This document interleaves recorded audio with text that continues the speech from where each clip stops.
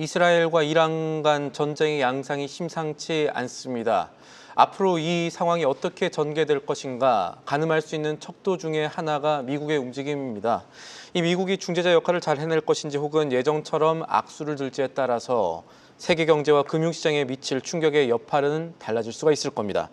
그리고 그 어느 국가보다 중동산 원유에 대한 의존도가 높은 우리 경제 입장에서도 중동의 불안은 면밀히 따져봐야 될 문제인데요. 오늘은 이 문제 긴급으로 진단해보는 시간 마련했습니다. 도움 말씀에 한상춘 한국경제신문 논설위원 자리에 있습니다. 위원님 안녕하십니까? 네, 안녕하십니까? 위원님 우선 주말 사이 글로벌 증시 움직임부터 복기를 좀 해볼까요? 네, 갑작스럽게 이란과 이스라엘 간의 전쟁 긴박하게 돌아가는 것 같아요. 또 이번 주에는 G7 그 정상회담도 있고 시청자 여러분 아시겠습니다는 6월 FOMC 회의도 있기 때문에 상당히 긴박하게 한 주가 갈 것 같습니다. 사실 이번 주에는 그 한국경제TV의 현승 대표에서 임직원들이 힘내라 한국 증시, 코스피 5천 시대를 열자 하는 이런 캐치프레이즈 가지고 하는데요. 이렇게 긴박하고 어려울 때일수록 이런 캐치프레이즈가 더 필요한 것이 아닌가 생각합니다. 힘내시길 바랍니다. 일단은 그 시청자분도 깜짝 놀라셨겠습니다는 지난 주말에 이란과 이스라엘 예정됐긴 했지만 결국은 기습적으로 이렇게 전쟁이 나왔습니다. 이 문제는 아마 1년 전에도 말씀드렸습니다는 이스라엘은 이라크나 이란이 핵을 갖기를 굉장히 싫어합니다. 여기 좀 맥인 독트리나 해서 1981년 당시에 그 이스라엘 총리가 메나임 베긴이었었는데요. 그때는 이라크였습니다. 이라크가 핵을 가져면 어떤 수단도 안 된다 하는 입장입니다.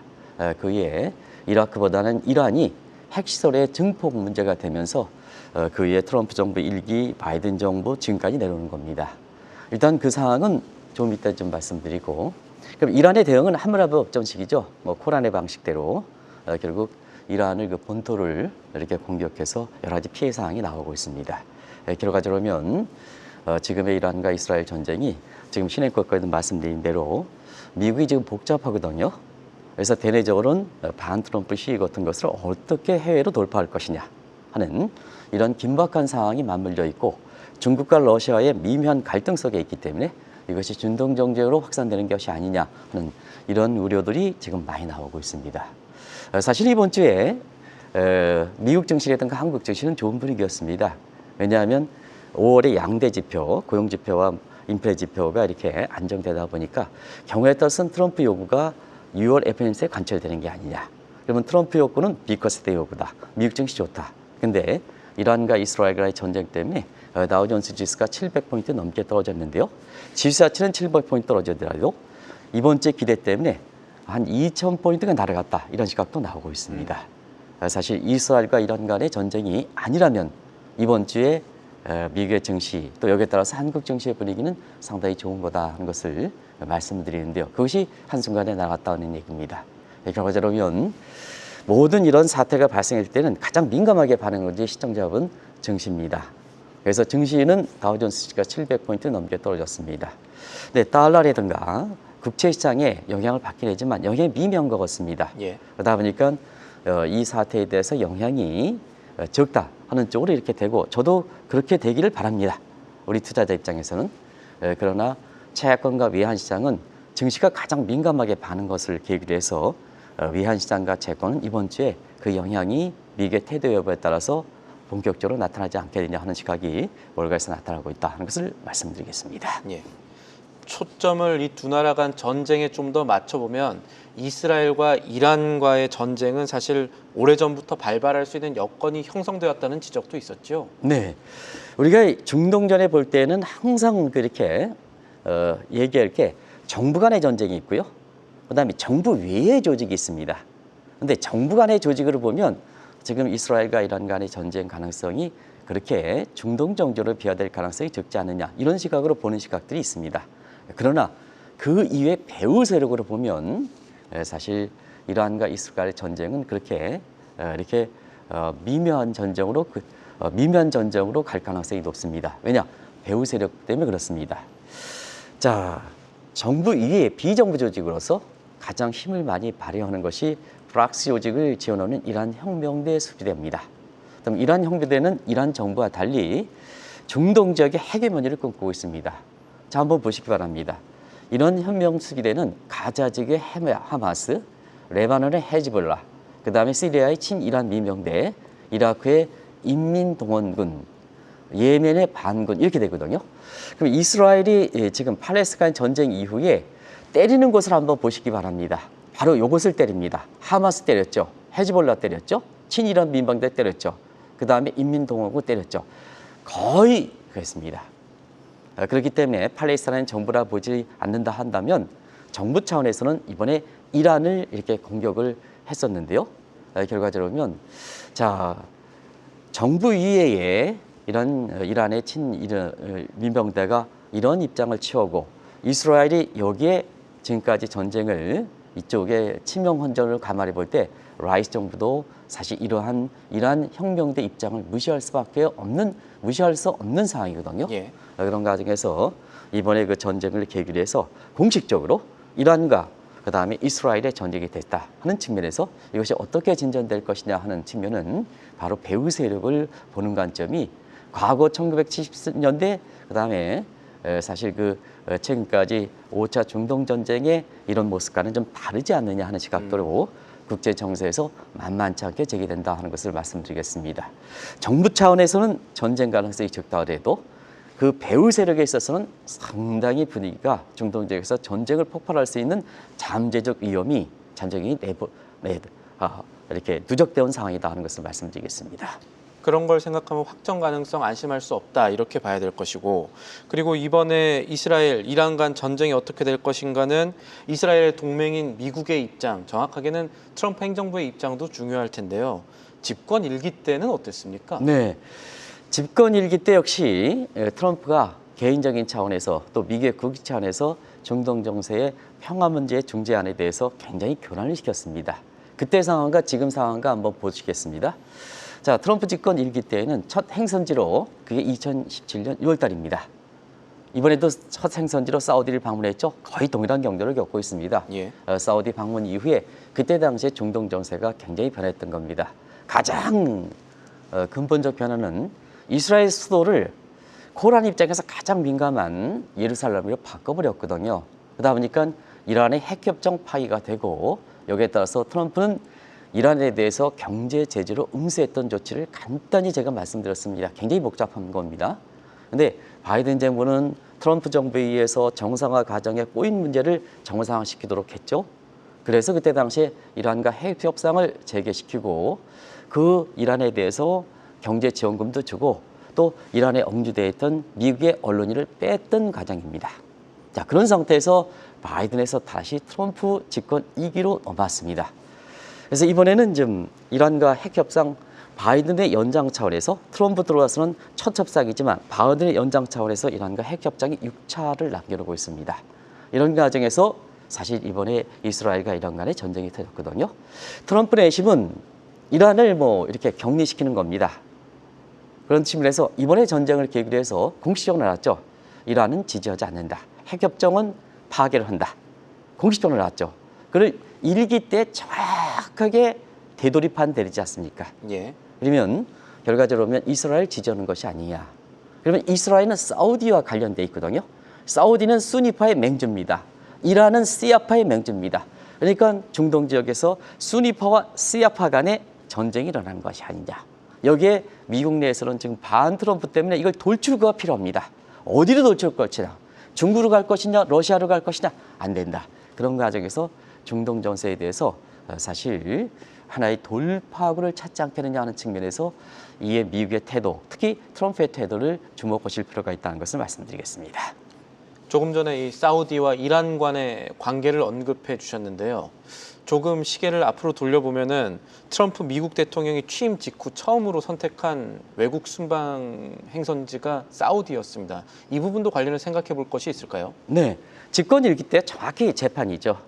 그리고 멀리 돌아올 필요 없습니다. 지난달입니다. 예. 첫 행선지로 사우디를 선택했습니다. 사우디를 선택할 때 사실 직전에 페르시아만을 아라비아만으로 바꾸겠다는 행정명령이 이번과 굉장히 깊은 관계가 있습니다. 왜 그럴까 하는 측면은 페르시아만은 시청자 여러분 아시겠습니다. 16세기 말에 이란의 옛 이름을 따서 했던 겁니다. 그러니까 이란은 시아파 이라크와 함께 시아파의 맹주입니다. 그러면 수니파의 맹주는 사우디입니다. 사우디 입장에서는 아라비아만을 자기네들이 칭해야 되는데 페르시아만을 갖고 하니까 마치 이것이 이러한 쪽의 거 아니냐 하는 측면에서 강한 불만을 제기했거든요. 결과적으로 페르시아만을 아라비아만으로 이렇게 행정명령했다는 것은 결과적으로 사우디 편을 들어줬다는 것을 간접적으로 시사하는 겁니다. 일기 때의 모양새는 다르지만 정확히 비교하죠. 그러니까 이란과의 갈등이 재현될 소지가 이미 있었죠. 예. 궁극적으로 보면 트럼프는 뭐냐?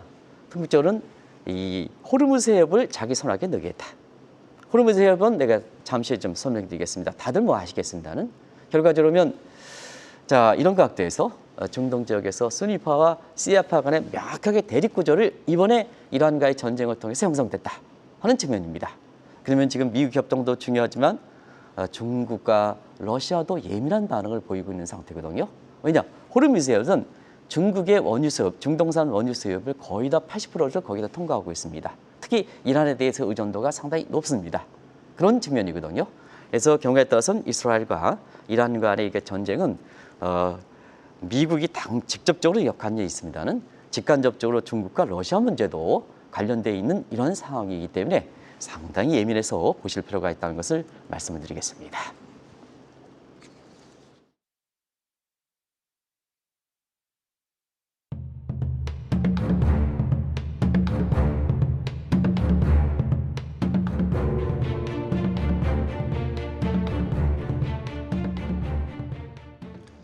트럼프 미국 대통령이 왜 직접적으로 혹은 노골적으로 사우디아라비아를 편드느냐, 또 굳이 페르시아만을 아라비아만으로 바꾸는 행정명령을 내렸느냐, 이 부분이 지금 세계에 어떤 영향을 미치고 있는지 혹은 미칠지도 살펴봐야겠습니다.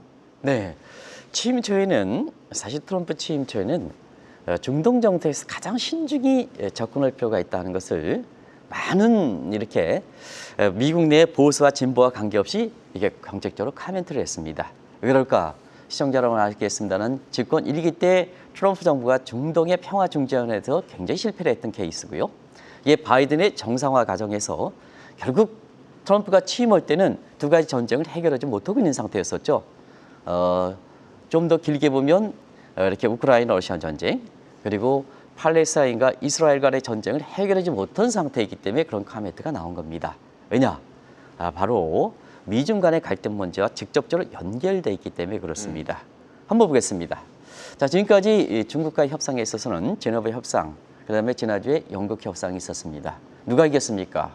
뭐 협상이 계속해서 진전되는 과정이 있기 때문에 누가 이겼다 이렇게 해서 이렇게 성급한 판단이 될지 모르지만 대체로 국제적으로는 제3자 입장, 트럼프와 반트럼프와 관계없이 제3자 입장에서는 중국이 우세하다. 제가 패배까지는 트럼프의 패배까지는 얘기하지 않겠습니다.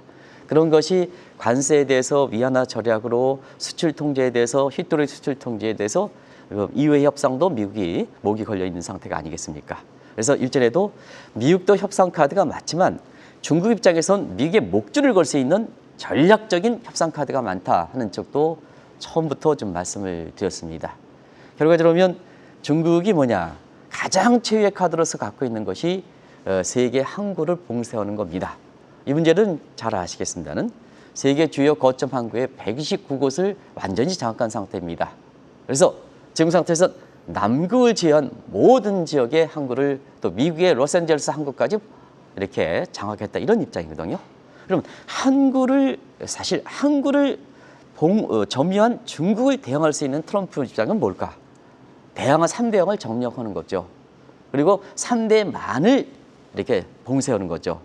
그것이 페르시아만을 이렇게 봉쇄하기 위해서 아라비아만으로 이렇게 행정명령했던 이제 숨은 의도가 아니냐 이렇게 보고 있습니다. 결과적으로 보면 페르시아만을 봉쇄하고 이 브라질은 사실 트럼프 쪽에 많이 다가선 입장이거든요.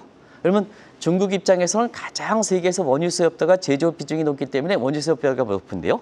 한쪽은 브라질의 통제, 한쪽은 이란의 통제. 그러면 중국도 경제 패권에서 이길 수가 있지 않습니까? 이게 복잡한 문제와 연결되어 있는 상황이다 하는 것을 말씀드리겠습니다. 이 말씀 듣고 나니까 이스라엘과 이란과의 전쟁은 곧 미중 간의 이 경제 패권 전쟁과도 연결될 수 있겠다라는 생각이 드는데 관련해서 조금 나간 질문일 수는 있겠습니다만 이러다가 3차 오일 쇼크 올 가능성 없겠습니까? 네, 오일 쇼크에 대해서 사실 지금까지 보면 골드만삭스 얘기를 많이 하는 것 같아요. 한국경제신문도 골드만삭스 얘기를 많이 하고 있는데요. 지금 세계 원유 시장이 이렇게 주도권이 바뀌었습니다. 저 부도가 주도로 바뀌고 오타가 지금 났네요. 시청자 여러분, 제가 죄송하다고 생각합니다.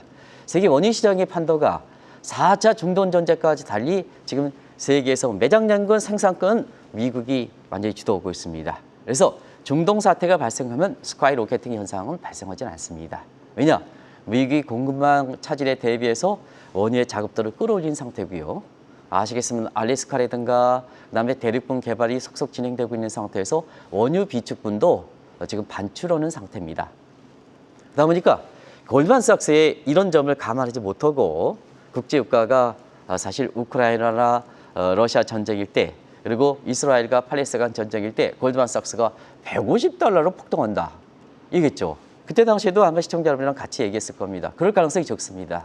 실제로 이스라엘과 가자 팔레스타인 전쟁 이후에도 국제유가가 안정돼서 유가가 두바이 같은 경우는 60에서 70달러 하니까 150달러에 전망했던 골드만삭스가 굉장히 비애가 났던 겁니다. 이게 슬픈 비애다.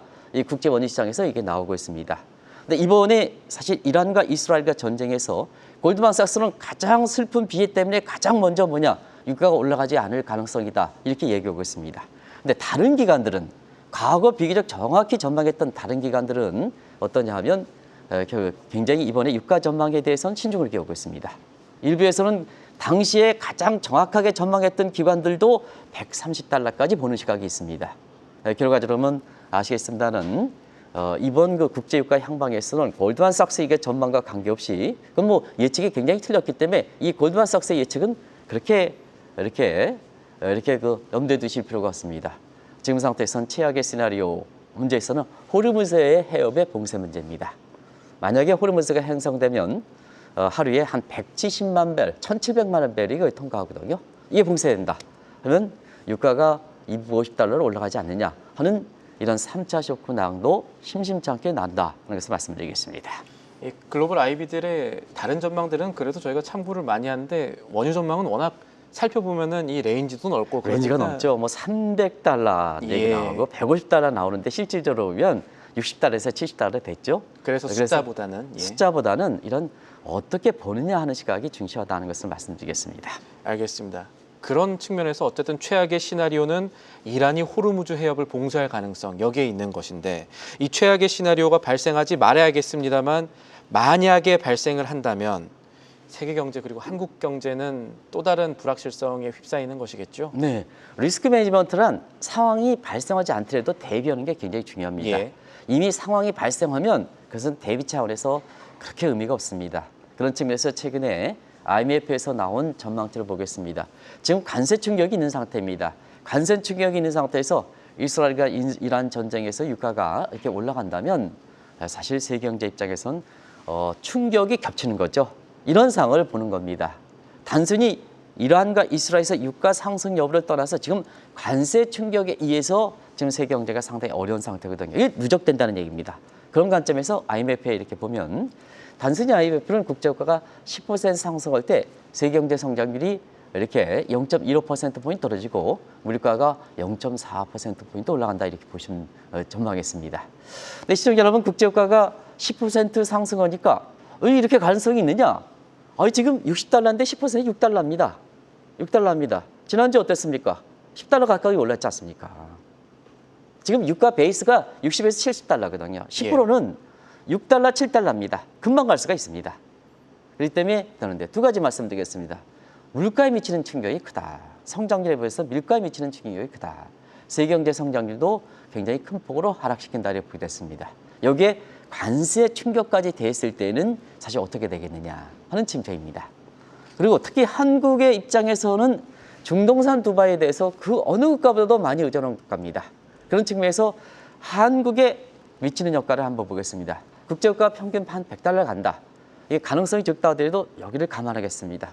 이게 $60, $70는 언제든지 갈 수 있으니까 시청자 미치는 이렇게 충격을 생각해서 제가 좀 먼 미래를 생각해 유가가 평균적으로 $100 간다 했을 때 우리 성장률은 0.3%포인트 하락시키고 물가는 급등시킵니다. 1%는 급등시킵니다. 특히 경상수지가 굉장히 악화시킵니다. 이건 뭐 시청자 여러분 굉장히 아실 겁니다.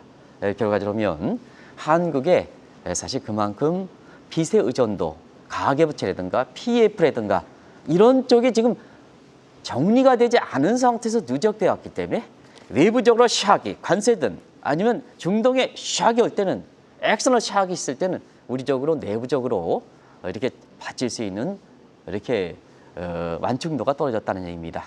그런 측면에서 이렇게 국민의 정부, 국민 주권 정부라 그러죠.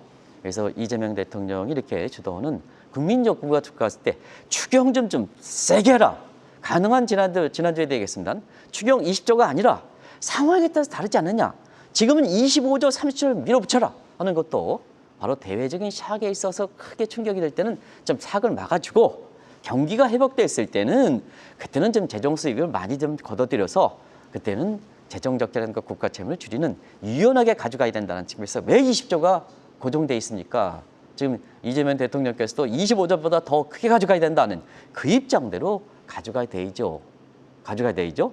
그래서 우리 국민들 입장에서 보면 힘내서 우리 증시 경제를 살려야 될 이때가 온 국민이 이렇게 힘을 모아야 될 때가 지금이 아닌가 생각합니다.